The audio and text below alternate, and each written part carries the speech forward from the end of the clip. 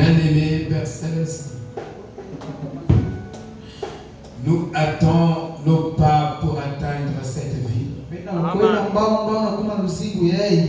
Seigneur, nous désirons vraiment vivre dans cette ville.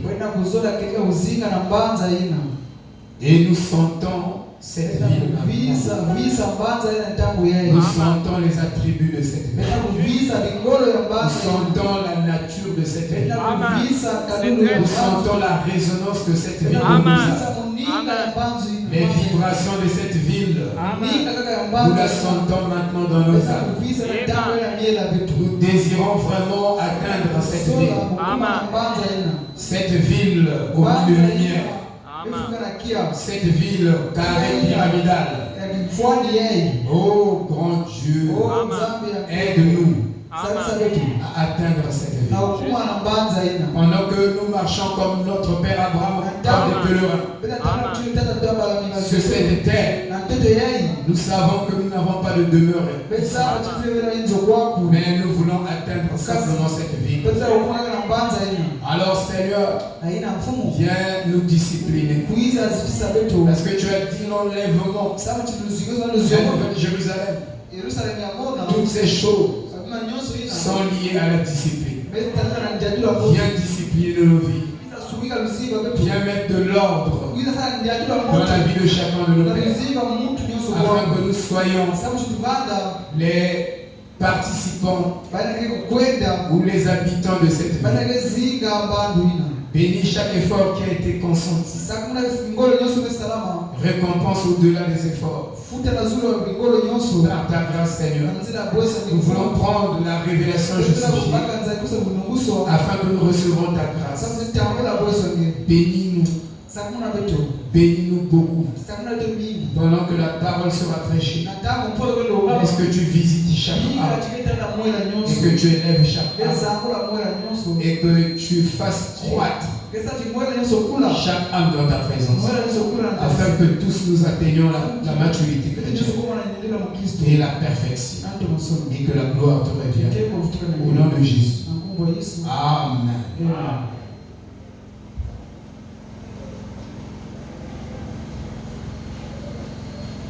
2 Timothée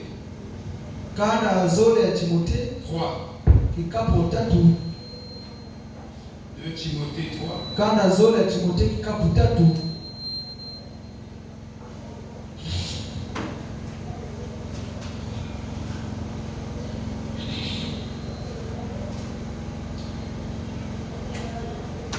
Verset 1. Sache que dans les derniers jours, il y aura des temps difficiles. La version disait il y aura des temps périlleux. Nous avons dit que les temps périlleux, c'est là où les gens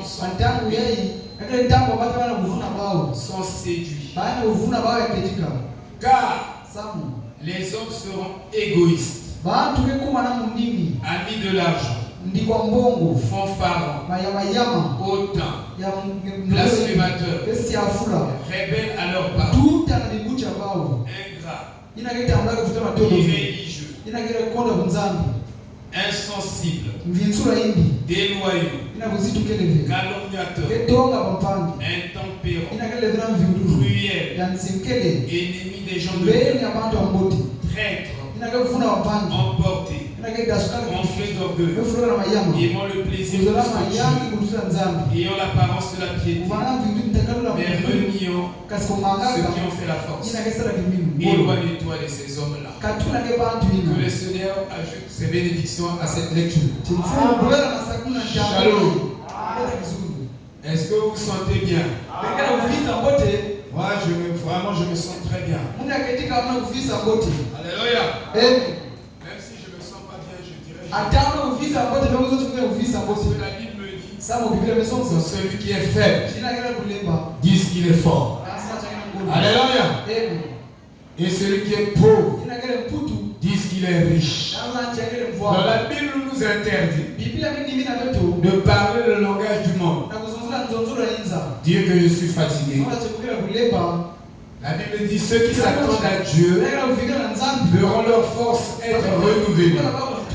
Ils vont prendre la fuite, ils vont courir et ils ne vont pas se lasser. Alléluia. Ils vont courir, mais Dieu va renouveler leur souffle. Amen, amen. C'est pourquoi je me sens bien. Est-ce que tu te sens bien? Alléluia.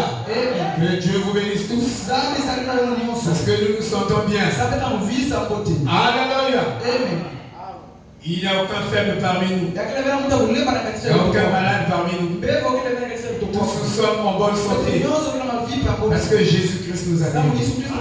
Qui le croit? Que Dieu vous bénisse. Alléluia. Ok. Nous sommes en train donc de parler de la compulsion. Autrement dit, la discipline de soi-même. Ben, nous sommes en train de tabler sur la compulsion, la tempérance. Parce que s'il n'y a pas de tempérance, c'est qu'il n'y a pas de maîtrise de soi. Amen. S'il n'y a pas de maîtrise de soi, vous ne pouvez pas chasser un démon. Vous ne pouvez pas avoir une autorité sur un démon si vous n'êtes pas capable de maîtriser votre moi. De vous maîtriser. Donc si tu n'as pas la maîtrise de toi-même, tu ne peux pas maîtriser tes émotions. Tes sentiments, tu ne peux pas maîtriser un démon. C'est faux. Tu ne peux pas contrôler les démons. Et si tu n'as pas la capacité de dompter ta colère par la foi, tu ne peux pas maîtriser les démons. Alléluia. Tu n'auras aucune autorité sur les démons. C'est pourquoi tu es chrétien, mais tu n'as pas l'autorité. Parce que tu n'as pas de maîtrise. D'abord de toi-même, tu ne peux pas te maîtriser. Tu es comme ça. Alléluia. Nous allons parler d'un thème compliqué. Amen. Alléluia. Nous sommes en train de parler de la discipline. Oh, je vous plains, vous qui n'arrivez pas dans la semaine. Nous avons dit qu'il y a 3 disciplines. Il y en a beaucoup. Mais nous les résumons en 3. La discipline fraternelle. Et ici nous avons la gentillesse fraternelle. Et sans ces vertus-là, tu n'as aucune autorité sur les démons. Quand vous voyez les vertus de la pyramide, c'est ça qui forme le caractère chrétien. La foi, la vertu, la connaissance, la tempérance, la patience, la piété, ainsi de suite. L'amour fraternel ou l'affection fraternelle. Vous voyez? C'est ça qui forme les vertus chrétiennes. Et ça donne le caractère chrétien. Et si vous en avez, je vous dis, vous chassez les démons. La chasse des démons devient facile. Donc, il y a la discipline que nous avons dit que c'est un devoir d'amour entre les membres du corps. Les uns envers les autres. Devoir de veiller sur les frères et les sœurs. Car nous sommes gardiens les uns des autres. Ça c'est dans Hébreux chapitre 7. Première partie. Au paragraphe 90. La discipline maternelle. Elle vient de l'église locale. Et s'exerce soit par le canal du pasteur, soit par le canal des anciens, ou de toute l'assemblée locale dans son entièreté. Agissant en tant que corps local, elle va de l'exhortation à l'excommunication, en passant par l'avertissement, le blâme, la mise en demeure. La mise en demeure est un délai accordé au coupable pour se réconcilier. Il y a la discipline paternelle. Cette discipline celle-ci est du ressort de Dieu et s'applique dans sa souveraineté. il peut, pour l'exercer, envoyer des songes, Dieu, pour vous avertir, des visions, des prophéties, des prédications, des démonstrations de puissance et même des démonstrations des démons. Dieu peut lâcher les démons sur quelqu'un pour le ramener. Alléluia. Pour le ramener dans l'église, dans la maison, dans la parole, pour le ramener. Dieu peut le faire par sa discipline paternelle. Elle est la plus stricte. Elle peut aller jusqu'à la mort physique. Si la personne, Dieu l'avertit et continue à s'entêter, Dieu le tue. Dieu la bat. Amen.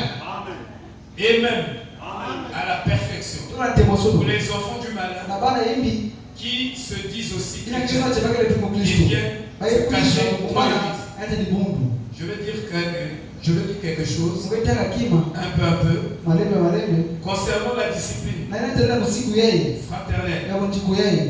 J'ai des citations ici. Pourquoi nous ne sommes pas une dénomination? Paragraphe 187. Si un homme est dans l'erreur, allez vers lui et réconciliez-vous. Si vous ne pouvez pas réconcilier, aider quelqu'un avec vous. Ce n'est pas étonnant que Dieu ne puisse pas discipliner son église. Quelqu'un est dans l'erreur. Ne dis pas ça. Ne dis pas ça. Ne dis pas ça. Ne dis pas ça. Là tu t'écris. Qui peut dire la même? Bien qu'il est dans l'erreur. Mais c'est toi qui as vu l'erreur. C'est toi qui comprends. Pourquoi? Va vers lui. Amen.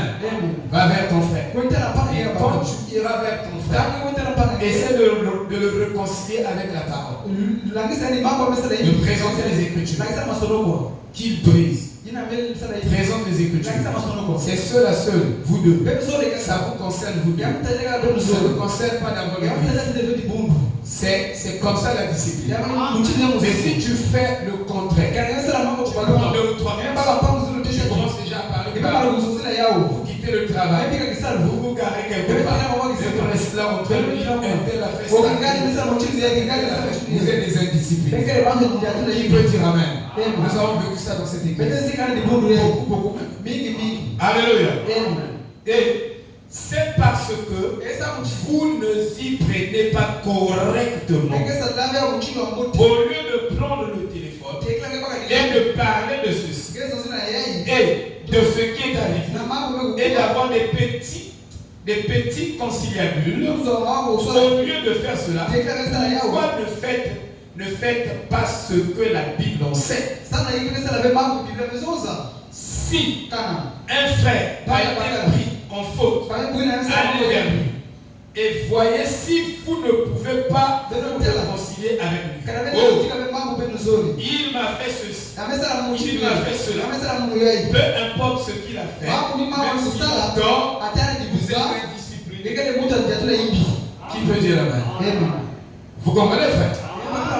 Vous êtes déjà dans l'indiscipline. Peu importe. C'est à vous d'aller vers lui. S'il est dans l'erreur, elle ne dit pas, eh bien, il est dans l'erreur, c'est à lui de venir vers moi. Non, mais c'est à toi d'aller vers lui. Eh bien, voyez-vous? Il dit, c'est à lui de venir vers moi. Ce n'est pas ce que la Bible dit.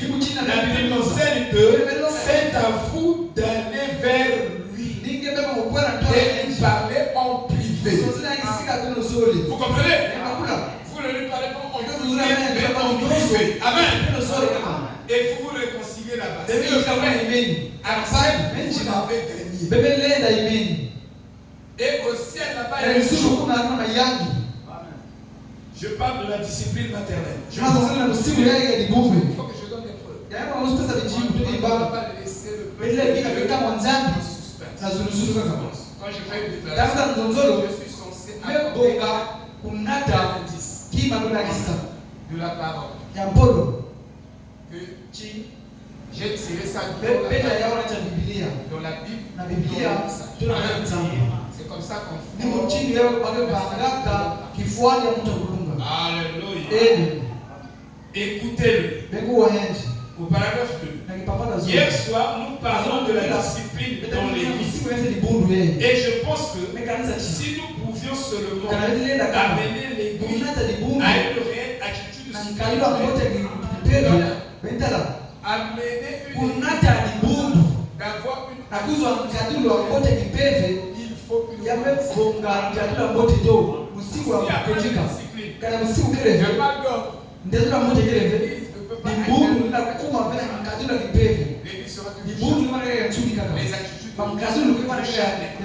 Alléluia. Mais nous avons besoin au milieu de nous. Est-ce que vous dites amen? Nous pouvons seulement amener l'église à une réelle attitude spirituelle. Alors, il y aurait un réveil véritable. Le réveil de la discipline produit des études. Amen. Et ce serait tant mieux pour nos prières pour les malades. On ne priera peut-être même pas. Mais les gens seront guéris. Ils viendront, ils s'asseuront selon l'atmosphère spirituelle. Et notre attitude spirituelle va produire la guérison. Alléluia. Vous comprenez? Il dit, aussi longtemps que notre état, notre attitude dégringole,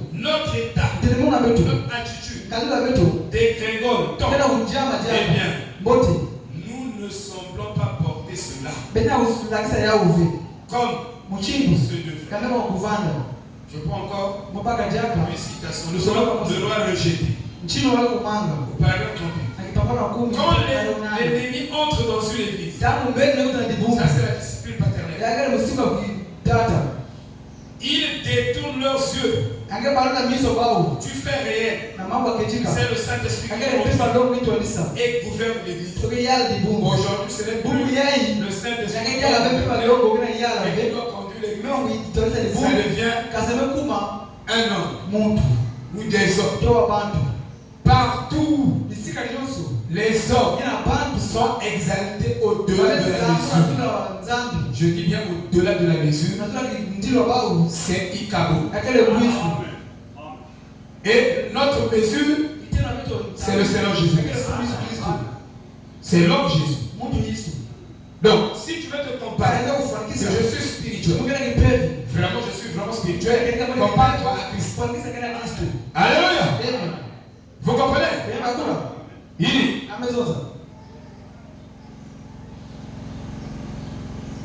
du fait réel que c'est le Saint-Esprit qui conduit et toute discipline est apportée par le Saint-Esprit. Amen. Oh, j'aimerais pouvoir le dire en des mots qui feront entrer cela au bon endroit. Afin que cela ne quitte jamais votre cœur. Le rivet. Paul dit, je vais trouver une vérité. Le rivet là, Dieu a donné le Saint-Esprit pour conduire et gouverner. Le Saint-Esprit. Amen. C'est ça, frère. Donc, il n'y a pas de discipline sans humilité. Parce que la discipline va nous enseigner l'humilité et l'obéissance. Alors, ce matin, nous voulons insister sur l'humilité. L'humilité ne consiste pas dans les manières extérieures où tu marches, tu ne tues pas une mouche, tu ne bouscules rien, donc tu es humble. Non. Voilà dit, l'humilité ne consiste pas dans les manières extérieures. Alléluia. Mais l'humilité, c'est devant la parole. Quand la parole dit que la chose c'est comme ça, et on te présente cette vérité, Si tu t'inclines, donc tu es humble. Mais si tu ne t'inclines pas, tu n'es pas humble. C'est devant la parole. Alléluia. Amen.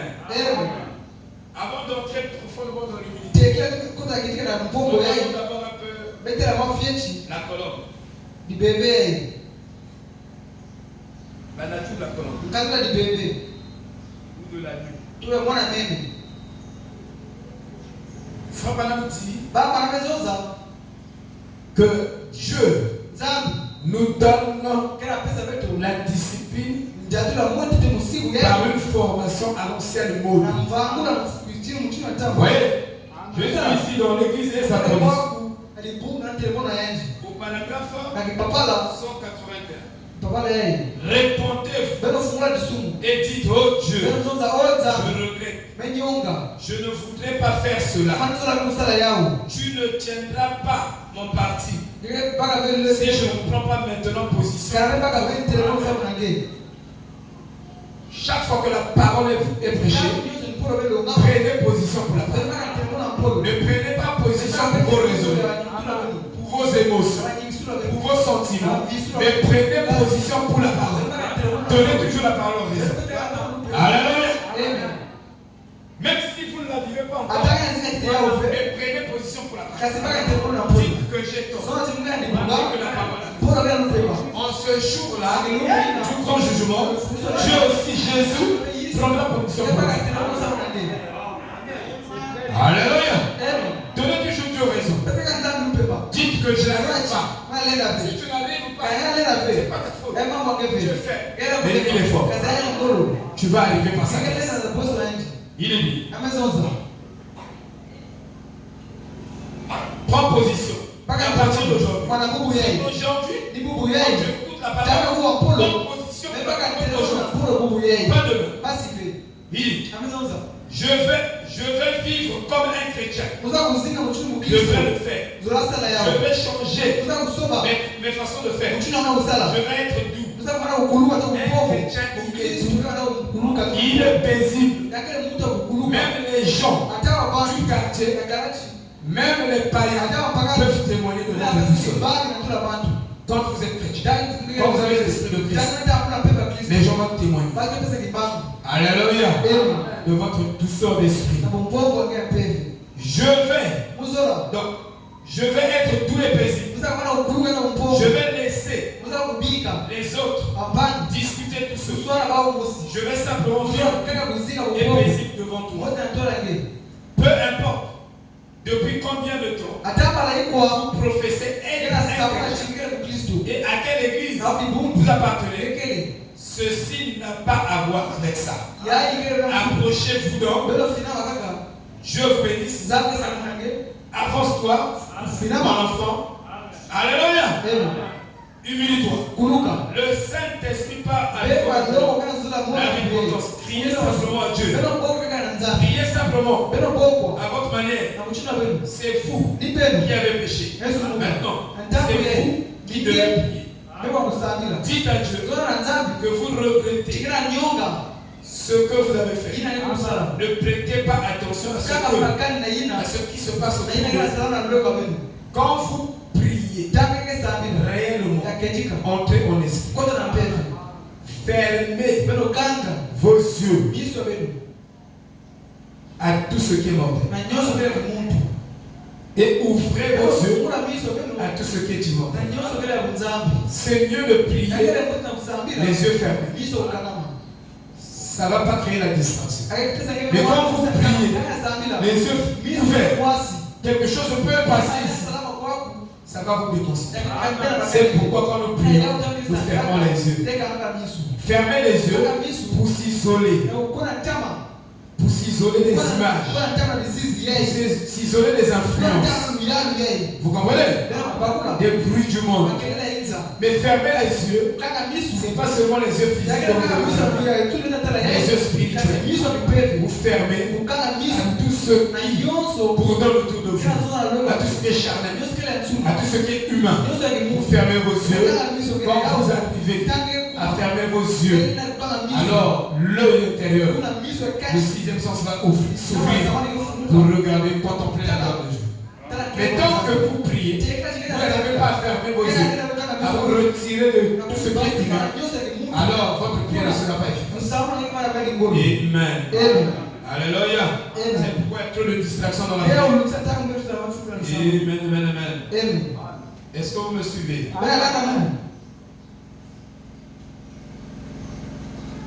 L'église est sa condition. Au paragraphe 132. Oh Dieu, quelle différence cela fait? Il dit, je me souviens, lorsqu'une fois, tu m'as dépouillé, je dois vous dépouiller, je dois me dépouiller. Tu as pris ma femme, mon petit enfant, mon père, mon frère. Je ne comprenais pas la mort jusqu'à ce que j'ai perdu une soeur. C'est elle qui me suivait. C'est là où j'ai compris qu'il y a une grande douleur. Mais j'écoutais souvent là-bas, je venais, mais je ne pouvais pas participer à la douleur parce que je ne pouvais pas ressentir ça. Mais Dieu m'a fait passer par là. Et je sais qu'il y a une grande douleur quand vous perdez un être cher. Alléluia. Il y a une très grande douleur. Et vous avez besoin de quelqu'un qui peut vous dire des bonnes paroles, qui peut vous consoler. Alléluia. C'est la vérité. Il dit, il m'a dépouillé. Cependant, dans mon cœur, je savais que je t'aimais.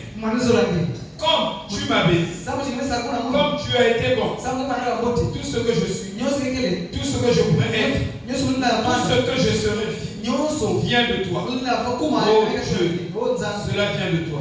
Je confesse mes erreurs. Frère Branham, l'homme le plus spirituel de notre âge, confessait ses erreurs. Mais nous n'avons aucune erreur. Tout ce que nous faisons, c'est juste.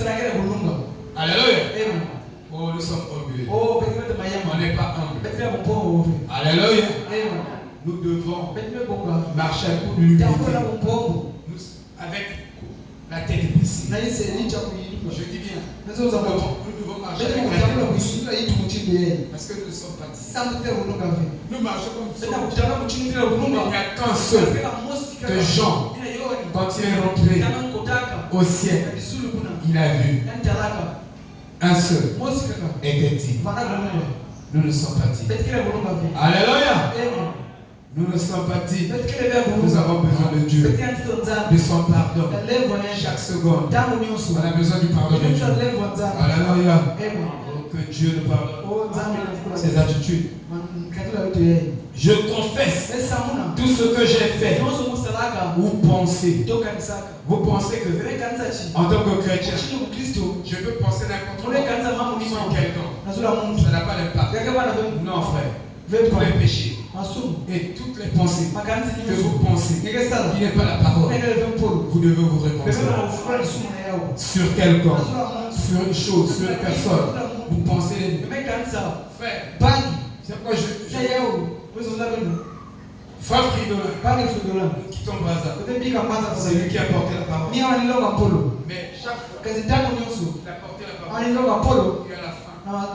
Alors le diable venait me parler de lui. Regarde, il a telle chose. Regarde, il a telle chose. Vous voyez, et quelque chose pour vous dire que quand vous avez le réel Saint-Esprit, commencez à me condamner.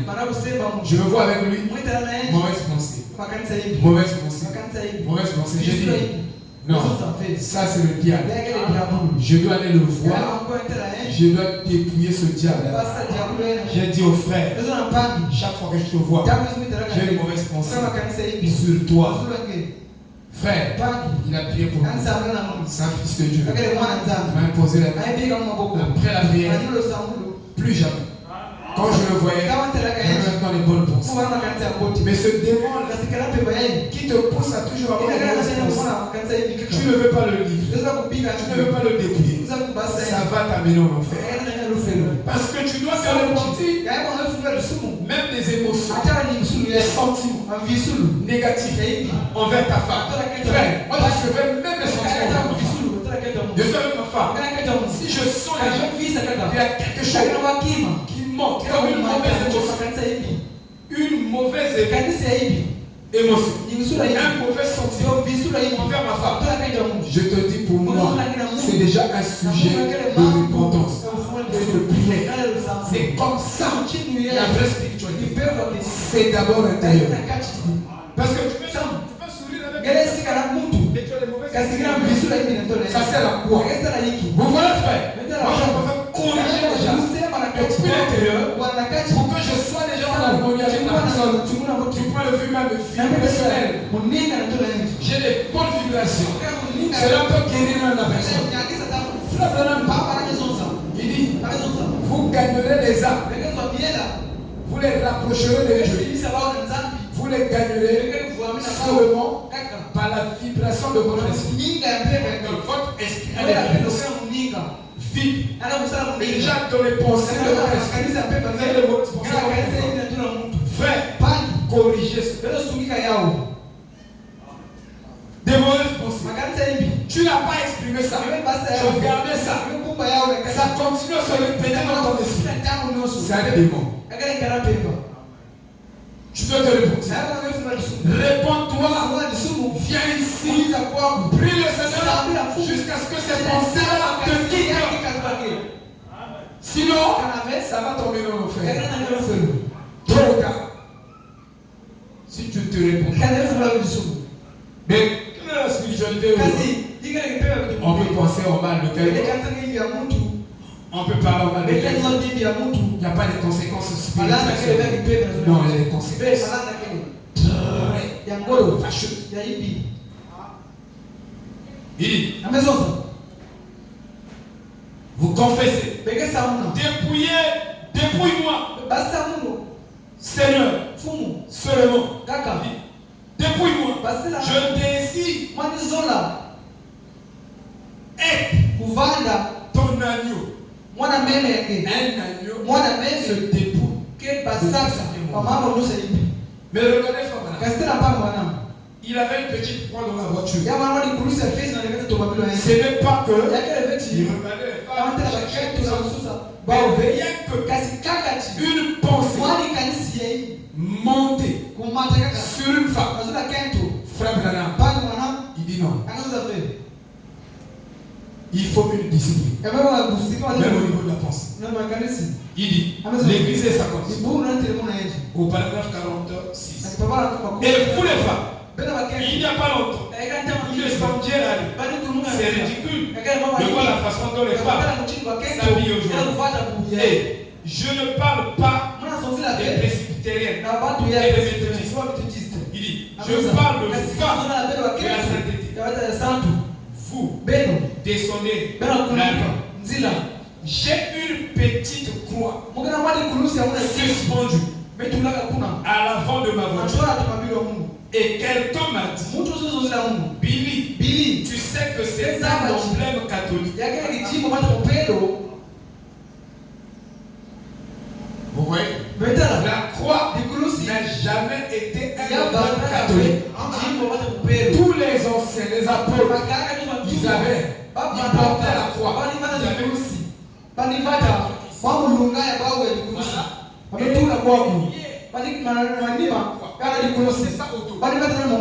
C'était l'emblème du christianisme. La croix n'est pas l'emblème de l'église catholique. Il faut un prophète pour passer les choses. J'ai une petite croix suspendue à l'avant de ma voiture. Et quelqu'un m'a dit, Billy, tu sais que c'est un emblème catholique. J'ai dit, quand les catholiques ont-ils pris une option sur la croix? Jamais. Ce n'est pas un emblème de la foi catholique, c'est l'emblème de la foi chrétienne. La foi catholique est un petit saint mort, une Marie et un certain mort qu'ils adorent. Ils adorent les saints. Nous n'adorons pas les morts. Nous n'adorons pas Sainte Cécile. Il dit, et tous différents saints. C'est du catholicisme. Lequel est une forme élevée du spiritisme. Mais la foi représente celui qui mourut et ressuscité.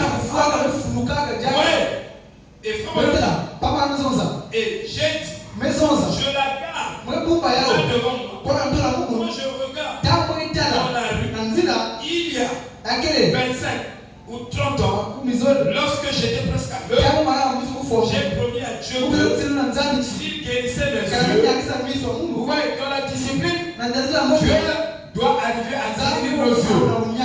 Nos yeux sont malades. Qui peut dire? Nous regardons des choses qui blasphèment. Nous regardons des choses qui déshonorent le Christ. Et nous sommes là en train de contempler ça. Mais dans la discipline, Dieu a guéri nos yeux de telle manière que nous regardons les choses saintes. Alléluia. Oh. Il dit, s'il guérissait mes yeux, je regarderai ce qui est correct.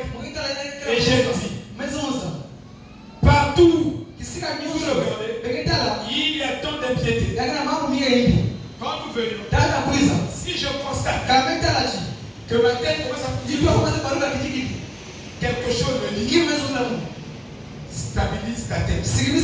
Mets ta tête tout droit. De telle sorte que quand je marche, parce que tu regardes, pourriture.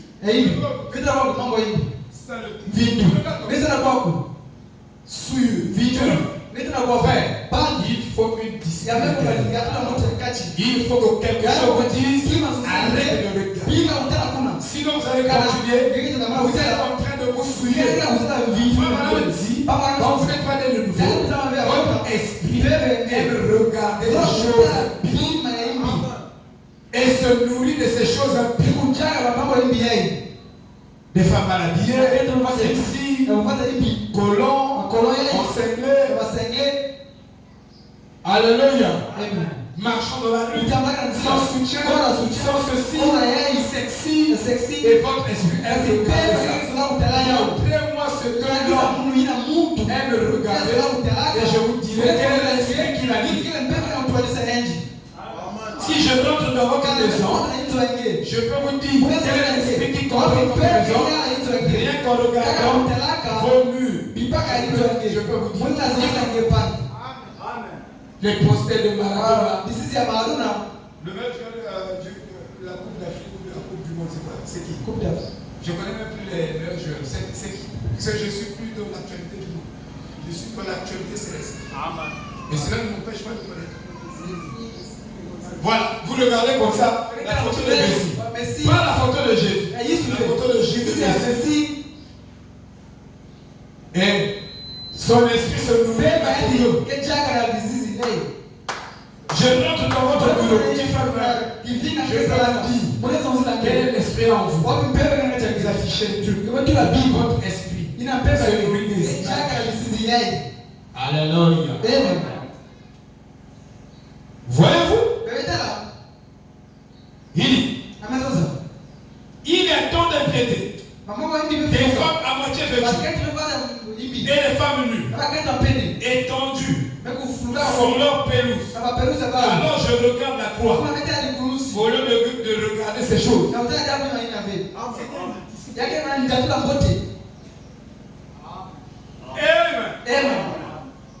Amen.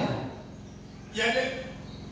Aujourd'hui, tu prends le téléphone, l'internet, tu ouvres comme ça. Comme ton esprit comme tu n'es pas tu vas t'arrêter sur l'image. Mais je te dis, l'image là va travailler sur ton cerveau. Le cerveau va commencer à solliciter les hormones sauvages autour, t'exciter. Fais ceci. Même si tu n'avais pas des femmes, ça va crier en toi. Ça, il faut le savoir. Alors, Mais tu cherches quoi? Amen. Oh, dites amen les soeurs. Amen. Dites amen les frères. Amen. Tu peux plus laisser passer les femmes. Tu viens regarder. Je foutu. Tu t'arrêtes pas là. Masturbation. Tu t'arrêtes pas là. Tu es foutu. Tu es déjà dans le filet. Amen. Pas de discipline intérieure. Je dis bien, pas de discipline intérieure. Amen. Il dit. Et je me souviens de ce que Christ a fait pour moi. Ce que Christ a fait pour moi. Il est mort pour ses péchés. Afin que je ne sois plus esclave de ces démons. Tu n'as qu'à regarder la porte. Amen. Et je détourne la tête de ces choses qui sont du diable. Oh non, j'admire cela. Oh non, j'apprécie cela. Donc, qui ça le gars, mais j'admire cela. J'apprécie cela. Ça va pas s'arrêter. Amen. Un jour, je suis tombé sur un gros arbre. Voyez-vous? Alors, c'est un manque de discipline qui fait que les gens tombent avec les femmes.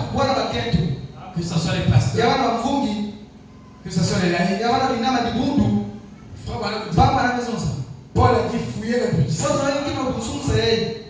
Et Frère Madame dit que même si la sœur est rompue du sein de la tête, gardez une distance avec les femmes. Amen. Une distance. C'est une zone de sécurité. Mais si tu dis, oh, moi, je sais me conduire. Dans cette histoire-là, il n'y a pas de sexe. Alléluia. Frère Branham lui-même dit, contre mes enfants, mes petites, Sarah et Rebecca commençaient à pousser les seins. Les petits seins commençaient à sortir. Il dit, j'ai commencé à garder une distance. Ça c'est une distance avec mes enfants. J'ai commencé à garder une distance. Mais il gardait une distance. Mais comme les fois avec les Amen. Moi je grandis au quartier. Oh, le Toubi. Il y avait un papa là-bas, il appelait le Toubi. Oh, le Toubi est sorti avec sa fille. Parce qu'il n'était pas discipliné. Qui peut dire Amen? C'est pas parce que vous êtes chrétien que vous êtes un humain. Vous avez des sentiments. Alléluia. Ne vous trompez pas. Vous devez garder une distance de sacrifice. Alléluia. Si vous ne le faites pas, je vais te courir dehors.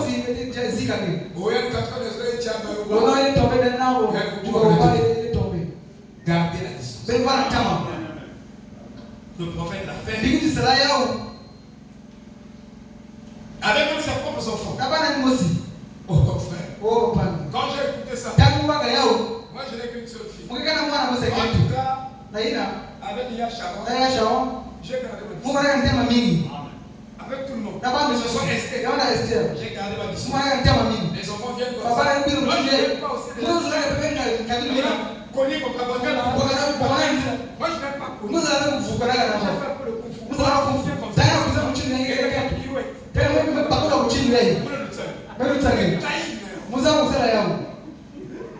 J'ai un diplôme. On dévie ça. Donc quand tu viens, il y a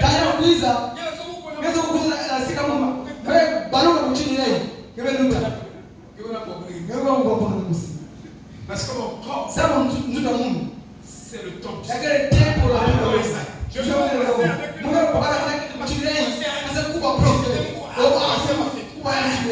je ne suis pas là. Je dois fuir. Quand je vois, C'est comme si je veux le diable. Mais quand tu me dis, de cette manière, ça peut vous éviter.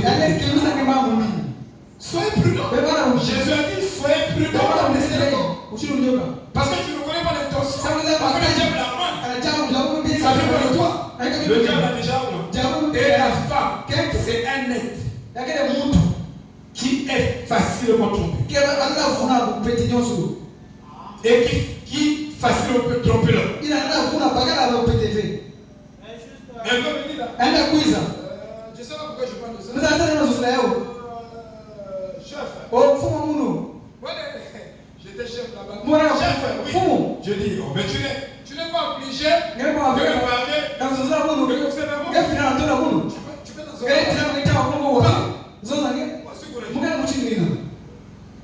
je dis pas. Oh non, c'est impoli. Tu n'es pas gentil. Tu es méchant. Non. Reste là-bas. Oh chef, tu sais, la femme, le diable, la forme, elle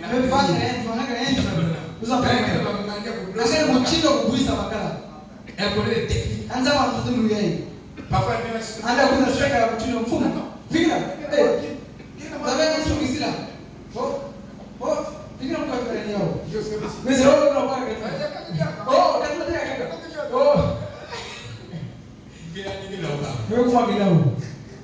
Amen. Nous parlons de la discipline. Parce que vous êtes des disciples. Alléluia. Regardez, frère. Nous parlons de la tempérance. Nous sommes dans l'âge où les gens ne peuvent plus blâmer ton fils.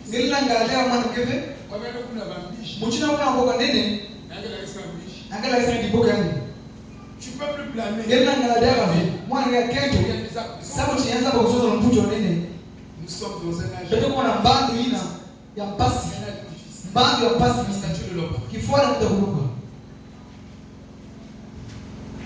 à la page 34. Mais dans notre éducation, tu peux être cassé-sculé. Mais quand tu demandes ta mère ou ton père, alléluia. Amen. Yekuluka. La maman t'a porté 9 mois de vent. Mais tu es maudit. Moi j'ai un frère en Vous pouvez connaître mon ami là. Mon gros là. Maître Ndi. La soeur c'est là. Toi tu avais vu Maître Ndi. Il est arrivé à la ceinture marron. Il a tapé son père. Son père. Il tape son père. Et je vous dis, la suite de sa vie, il est devenu un Yéza. Donc, vous laissez la vie. Parfois, moi je vais, je dis, maître, toi, faut faire le métier.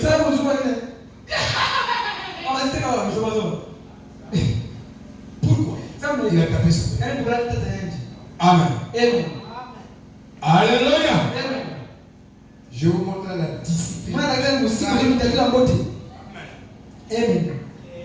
Il dit, nous devrions, il dit, quatrième moment, ajoute la tempérance. Oh là là, nous arrivons à la tempérance. Maintenant, vous avez eu la foi, vous avez eu la stature de l'homme parfait. Vous deviez avoir pour commencer. Sinon, vous n'avez pas les pieds de la lâche. Puis, vous joignez la vertu à votre foi. Si c'est la sorte correcte de vertu, alors vous joignez la connaissance. Quand vous avez la connaissance, ça vous rend omnipotent.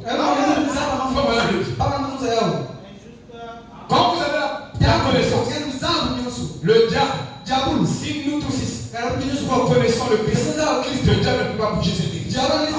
Il peut rentrer ici, comme ça il fait ceci, il ne peut pas bouger cette église. Mais il va chercher le moyen le plus faible. Là où la chaîne se brise. Mais si tous se sont calmes, dès qu'il arrive, il part.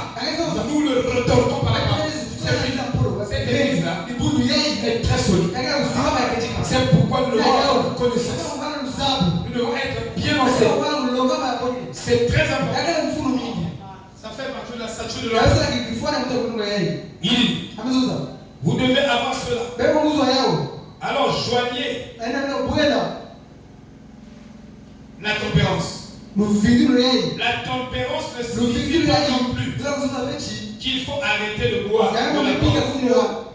Non, non. La tempérance ne parle pas d'un traitement pour l'alcool. Pas dans ce cas-là. Parce que souvent, quand tu bois, tu es ivre, tu n'as pas la tempérance. Tu es là.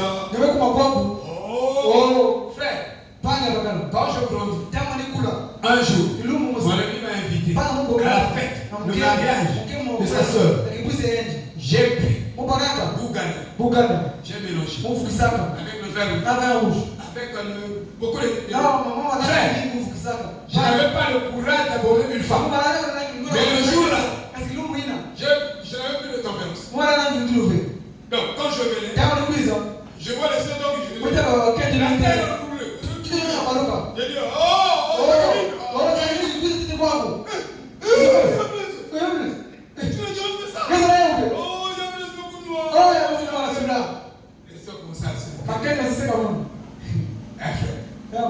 c'est pourquoi la Bible dit malheur à celui qui fait boire son boucher. Quand tu vas commettre des péchés, on met ça sous ton corps.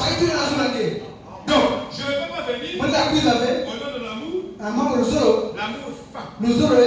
L'amour pour te plaire. Tu dis au grand, achète-moi la bière. Je t'achète pas la bière. Mais toi, si tu ne veux pas, moi je te donne l'argent. Fais ce que tu veux. Et moi je participe. Ou je te défends. Ce que tu n'as rien fait. Si c'est ton salaire, je te donne.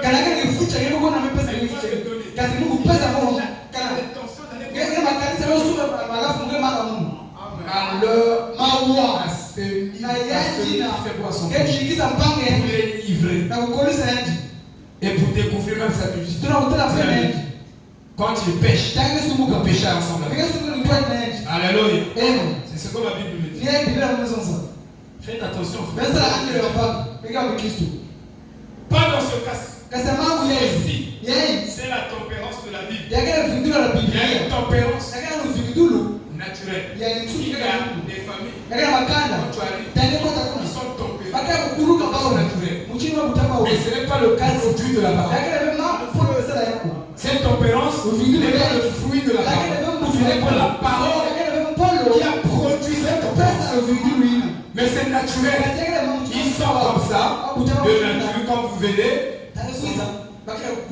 que ce soit les hommes, les femmes, tout ça.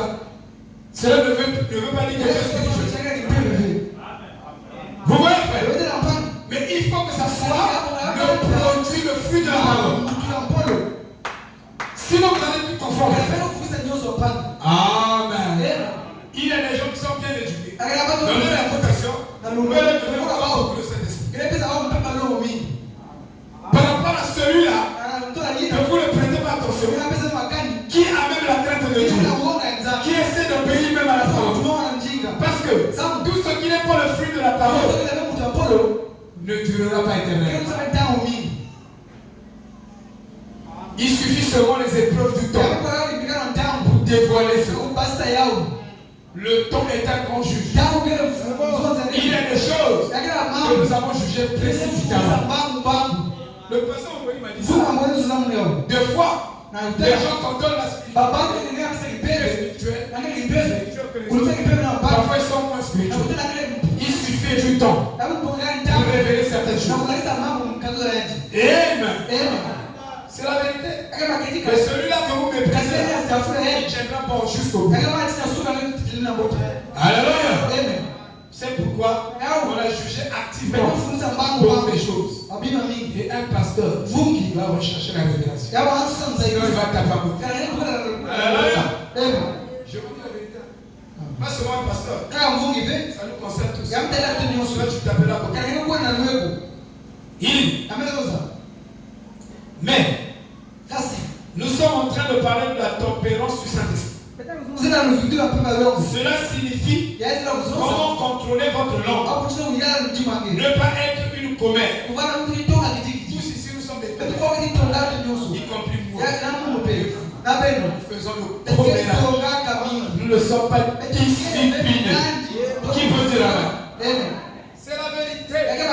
Et en étant indisciplinés, nous allons manquer dans le monde. Commençons maintenant à nous recommander nous-mêmes à Dieu. Et trouvons si nous sommes réellement. C'est ça la vérité. Et ne pas vous emporter chaque fois